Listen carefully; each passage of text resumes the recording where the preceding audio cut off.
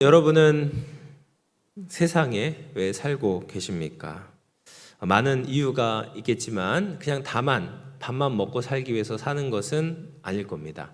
하나님께서 우리에게 부여해 주신 사명을 이루기 위해 사는 것이죠. 그것은 곧 승리입니다. 영적인 승리죠. 그럼 우리가 어떻게 해야 사명을 이루고 영적인 승리를 얻을 수 있을까요? 성경은 흥미롭게도 이제 성공이라는 말을 거의 사용하지 않습니다. 특별히 신약에서는 한 번도 사용하지 않아요. 그리고 성공 대신에 구약에서는 형통이라는 말을 쓰고요. 그리고 신약에서는 승리라는 말을 사용합니다. 거칠게 구분하면 이 성공과 승리를 구별할 수 있는데, 이 세상적인 성공은 물질적인 것을 추구한다면 승리는 영적인 것을 추구할 때 성도들에게 주어집니다. 세상적인 성공은 다른 사람들과 비교를 통해서 주로 얻게 된다면, 이 승리는 다른 이와 비교할 수 없고 또 비교할 필요도 없습니다. 또 세상적인 성공이 인간의 본성에 의지한다면 승리는 하나님의 소원입니다. 승리하면 하나님이 보시기에 그 인생이 성공했다라고 말할 수 있지만, 세상에서 아무리 성공했다고 인정하더라도 하나님이 보시기에 승리한 인생이 아닐 수 있는 거죠. 그래서 다윗의 일생을 보면 그는 승리한 사람이었습니다. 그러면 어떻게 승리할 수 있었을까? 오늘은 그 승리의 비결을 같이 살펴보도록 하겠습니다.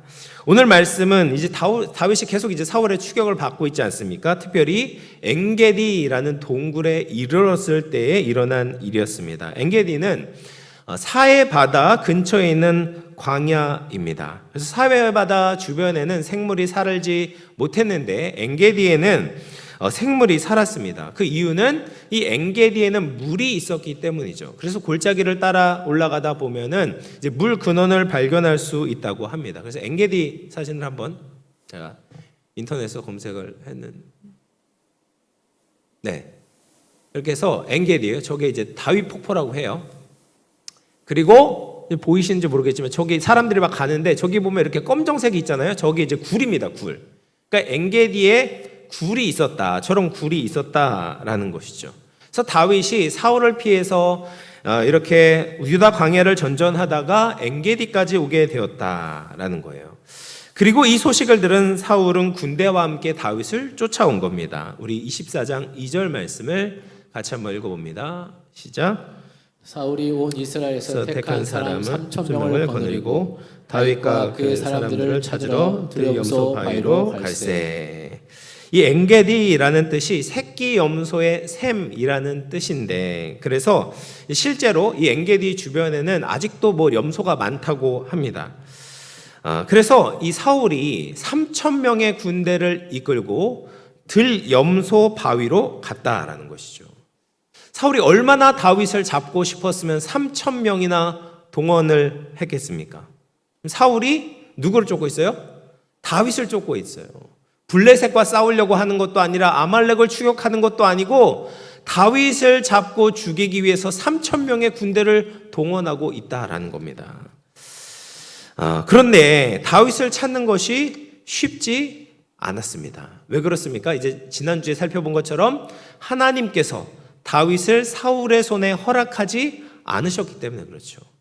하나님께서 다윗을 하나님의 손으로 보호해 주셨기 때문에 사울은 다윗을 발견하는 것이 어려웠었다, 불가능했었다라는 거예요. 그렇게 계속 화탕을 치던 사울이 마침 화장실 갈 일이 급해졌습니다. 그래서 이 엔게디에 있는 아무 동굴이나 들어갔는데 마침 그 동굴이 다윗이 숨어 있던 동굴이었다라는 거예요. 그래서 사울은 그냥 볼일 보러 들어갔지만 이제 사울이 거기에 있었다라는 겁니다. 그래서 3절 말씀을 같이 한번 보도록 하겠습니다. 3절입니다. 읽어봅니다. 시작. 길가 양의 우리에 이른즉 굴이 있는지라 사울이 뒤를 보러 들어가니라. 다윗과 그의 사람들이 그 굴 깊은 곳에 있더니. 이 뒤를 본다는 것이 이제 화장실 간다라는 뜻이죠. 지금 다윗이 사울의 모습을 다 지켜보고 있는 거예요.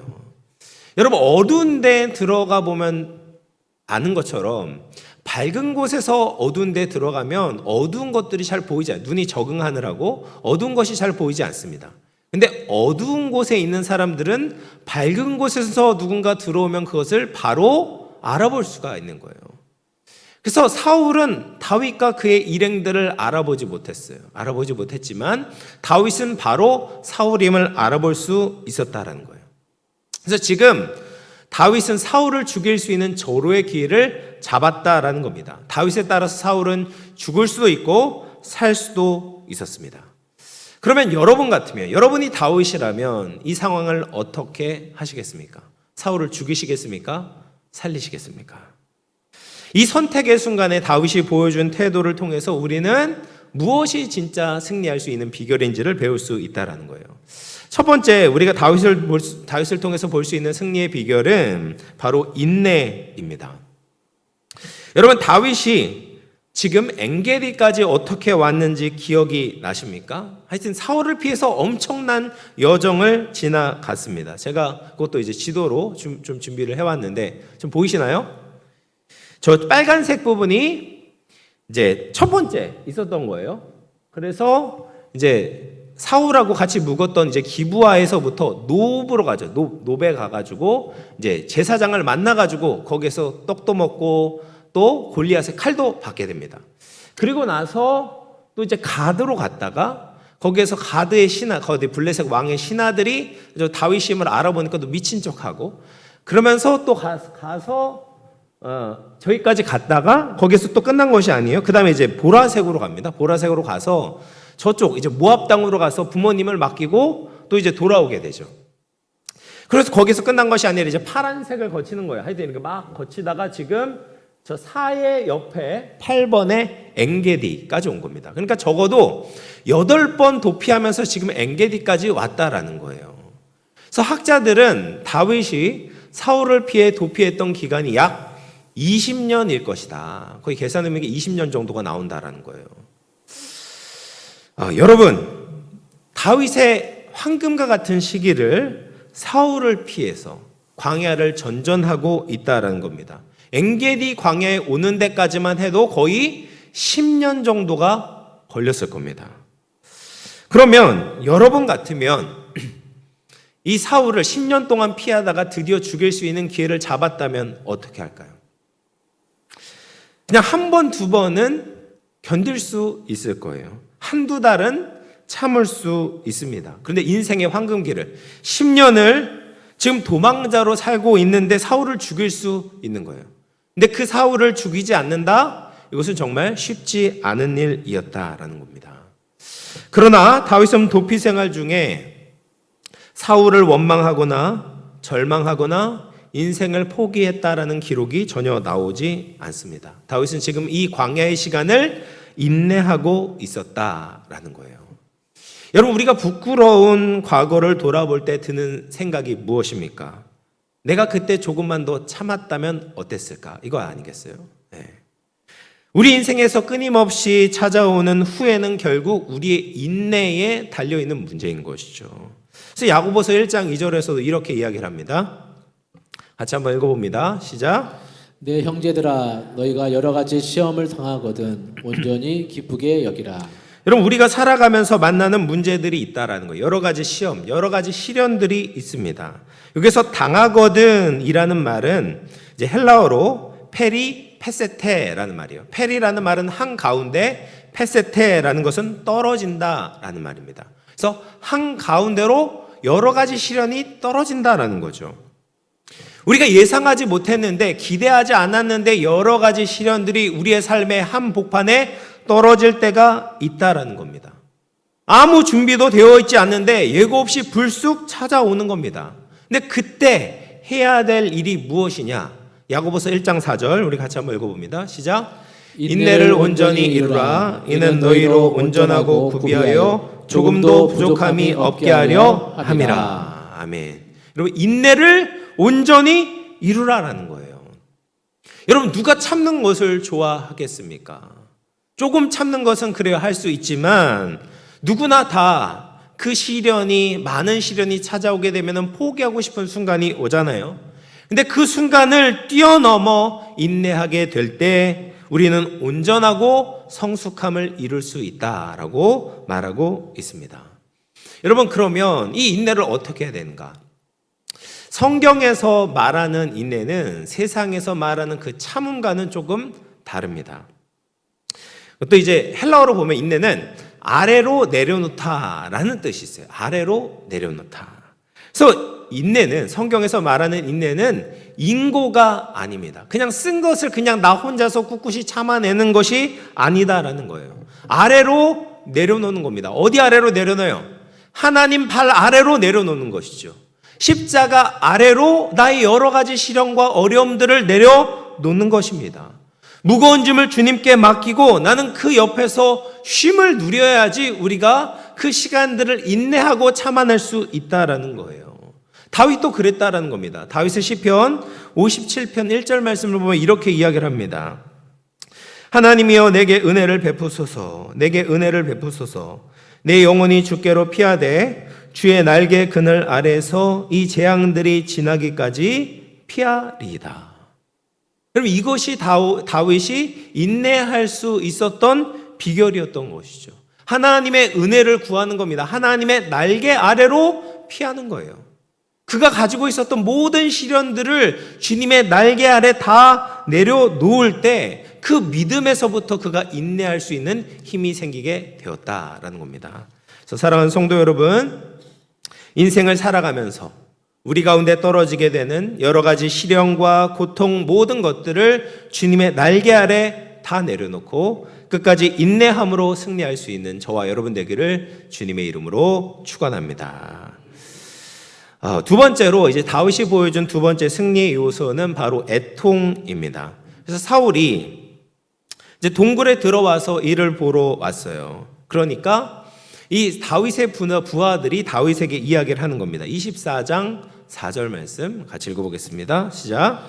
다윗의 사람들이 이르되 보소서 여호와께서 당신에게 이르시기를 내가 원수를 내 손에 넘기리니 내 생각에 좋은 대로 그에게 행하라 하시더니 이것이 그날이니이다 하니 다윗이 일어나서 사울의 겉옷자락을 가만히 베니라. 지금 다윗의 부하들이 뭐라고 이야기하고 있어요? 아, 다윗이요, 드디어 때가 됐습니다. 하나님께서 원수를 당신의 손에 넘기겠다라고 약속하지 않으셨습니까? 오늘이 바로 그날이네요. 지금이야말로 이 사울을 죽일 수 있는 절호의 기회입니다. 다윗이요, 왕을 치소서, 사울 왕을 치소서, 이렇게 지금 부추기고 있는 것이죠. 지금 다윗의 부하들이 다윗보다 더 신이 난 것 같습니다. 왜 그랬을까요? 다윗이 왕만 되면 자신들도 더 이상 고생할 필요가 없기 때문에 그런 것이죠. 이제 더 이상 동굴에 지낼 필요가 없는 거죠. 왕궁에 입성할 수 있을 거라는 기대를 가지고 지금 다윗에게 이야기를 하고 있는 겁니다. 그러나 다윗은 부하들의 말에 흔들리지 않았습니다. 다만 이를 보기 위해서 벗어놓은 사울의 옷자락을 살짝 베었습니다. 근데 그리고 나서 다윗의 반응이 어떠했는가? 24장 5절 말씀 같이 읽어봅니다. 시작. 그리한 후에 사울의 옷자락을 뱀으로 말미암아 다윗의 마음이 찔려. 다윗의 마음이 찔렸다라는 거예요. 다윗의 마음이 지금 칼이나 몽둥이로 내려치는 것 같이 아파했다라는 겁니다. 그럼 왜 다윗이 이렇게 자기의 마음이 찔린 것처럼 아파했을까요? 지금 사울이 지금까지 다윗에게 행동에 비하면 사울이 한 것은 아무것도 아니잖아요. 사울의 생명을 해한 것도 아니고 다치게 한 것도 아니고 그냥 옷자락을 조금 벤 것에 불과한데 왜 이렇게 다윗은 마음을 아파하고 있습니까? 물론 이 옷자락을 벤 사건은 신학적으로 굉장히 상징적인 사건이었습니다. 이것은 사울의 생명이 다윗의 손에 달려있다는 것을 보여주기도 하고 또 사울의 왕권이 다윗에게 이양되는 것을 상징하기도 합니다. 다윗이 그런 의미에서 사울의 옷자락을 뱉는지는 확실하지 않지만 분명한 것은 무엇입니까? 지금 다윗에게 사울을 향한 눈물과 애정과 긍휼의 마음이 있었다라는 거예요. 여러분, 이 험한 세상을 살 때 누가 정말 최후의 승자가 될 수 있을까요? 힘 있는 사람입니까? 능력 있는 사람입니까? 세상은 그렇다라고 이야기하지만 성경은 그렇게 말하지 않습니다. 애통하는 자가 복이 있다라고 말씀하시고 온유한 자가 복이 있다라고 말씀하십니다. 그럼 어떻게 애통하는 자가 복이 있고 온유한 자가 복을 받을 수가 있을까요? 왜 성경은 힘 있는 자가 세상을 다스리고 강한 자가 승리한다라고 가르치지 않습니까? 그럼 오늘날의 많은 문제는 우리 냉철한 이성이 없어서가 아니라 우리 속에 사랑이 없어서 생기는 문제예요. 우리 속에 눈물이 없어서 생기는 문제입니다. 많은 사람들이 옳고 그름을 따집니다. 그러나 그것으로는 사람을 굴복시킬 수 없습니다. 세상을 이길 수 없어요. 옳고 그름을 따져서 예수님을 알지 못하는 가족들이 주님께로 돌아오지 않는 겁니다. 아무리 싸워보세요. 논리적으로 아무리 따져보십시오. 그런다고 해서 그 믿지 않는 가족들이 돌아옵니까? 그렇지 않는다라는 거예요. 애통하는 마음, 온유한 마음, 그 사람의 기도의 눈물이 얼어붙은 마음을 녹이는 것이죠. 그래서 다윗이 가슴을 치면서 마음을 아파하자 어떤 일이 일어나게 되었습니까? 사울이 다음에 보면 이제 상황을 알고 울기 시작하는 거예요. 24장 16절 말씀 같이 읽어봅니다. 시작. 다윗이 사울에게 야치 말하기를 마침에 사울이 이르되 내 아들 다윗아 이것이 내 목소리냐 하고 소리를 높여 울며. 여러분 그 전까지 사울은 다윗을 이새의 아들이다라고 불렀습니다. 이새의 아들. 그리고 다윗을 증오하고 죽이려는 마음으로 충만했습니다. 그런데 지금 사울이 다윗을 향해서 뭐라고 부릅니까? 내 아들 다윗아라고 부르고 있어요. 그리고 그 완악하던 사울이 목을 놓고 울기 시작하는 겁니다. 그리고 한참 울고 나서 이렇게 축복해요. 17절 말씀 같이 봅니다. 읽어봅니다. 시작. 다윗에게 이르되 너는 나를 합대하되 너는 나를 선대하니 너는 나보다 의롭도다. 그리고 네가 왕이 될 것이다 라고 말합니다. 그럼 이 원수를 감동시키는 힘이 어디에서 나옵니까? 어떻게 강팍했던 사울의 눈에서 눈물이 나게 했습니까? 애통하는 거예요. 애통하는 거. 긍휼히 여기는 겁니다. 여러분 긍휼히 여기는 자가, 애통하는 자가, 온유한 자가 복이 있는 것입니다. 시편 34편 18절 우리 다시 한번 읽어보겠습니다. 시작. 여호와는 마음이 상한 자를 가까이 하시고 중심으로 통회하는 자를 구원하시는도다. 아멘. 사랑하는 성도 여러분, 우리가 애통하는 마음이 회복되어지기를 소망합니다. 나도 하나님 앞에서 울어야 돼요. 내 모습을 보면서 울고 또 다른 사람을 보면서도 울어야 되는 거죠. 긍휼의 마음이 있어야 됩니다. 아픈 마음이 있어야 돼요. 그 사랑의 마음이 바로 예수님의 마음입니다. 그런 예수님의 마음을 가진 자들이 되어서 하나님을 가까이 하고 또 하나님이 가까이 하심을 얻고 또 하나님께서 우리에게 주시는 축복을 누리고 흘려보낼 수 있는 저와 여러분 될 수 있기를 주님의 이름으로 축원합니다. 자, 마지막 세 번째 다윗의 승리의 비결은 바로 믿음입니다. 믿음을 여기에서는 다른 말로 하면 상황과 사람을 하나님의 관점으로 보는 것입니다. 여러분 지금 사울은 다윗이 숨어있는 동굴에 들어와서 무장 해제를 했잖아요. 벌거벗고 있습니다. 다윗 앞에 있었어요. 적을 해치우기에 가장 좋은 기회였습니다. 그러나 다윗의 생각은 달랐다라는 거예요. 6절 말씀 같이 한번 읽어봅니다. 시작. 자기 사람들에게 이르되 내가 손을 들어 여호와의 기름 부음을 받은 내 주를 치는 것은 여호와께서 금하시는 것이니 그는 여호와의 기름 부음을 받은 자가 됨이니라 하고. 여러분 다윗이 사울을 죽여서 안 된다고 생각한 이유가 무엇입니까? 사울을 하나님께서 세우셨다라는 거예요. 하나님이 기름 부으셨다. 하나님이 기름 부으신 자를 내가 함부로 죽일 수 없다라는 거예요. 여러분 부하들은 사울을 지금 다윗의 적으로만 보았어요. 다윗과의 관계로 지금 나의 이익과의 관계로만 사울을 대하고 있습니다. 그러나 다윗의 관점은 그게 아니었어요.